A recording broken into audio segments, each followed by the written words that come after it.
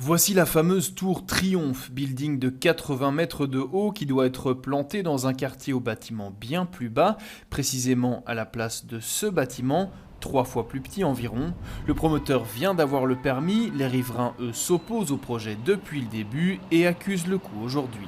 Un petit peu désabusé, faut pas se mentir.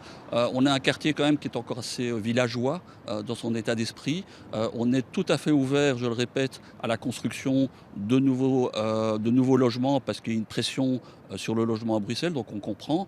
Il y a la méthode pour le faire, il y a aussi la taille, comme je l'ai déjà expliqué. Donc il y a un côté un peu désabusé où en fait les habitants ne sont pas écoutés. Au total, plus de 400 riverains se sont opposés au projet. Ils envisagent d'aller en justice. De son côté, la promotrice se veut rassurante. Les riverains, je comprends leur inquiétude car c'est un projet d'envergure et ça va changer leur quartier.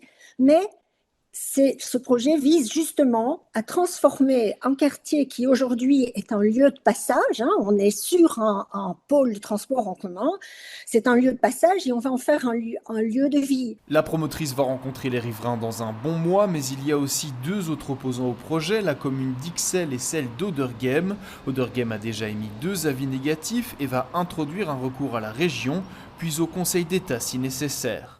Nous ne sommes pas opposés par principe au développement du quartier Delta. En revanche, nous avons la responsabilité d'exiger des projets de qualité, respectueux des habitants et répondant aux enjeux de mobilité, de biodiversité, de gestion de l'eau et d'espace public. Si les recours échouent, il faudra encore 1 an avant le début du chantier, qui devrait durer 3 ans.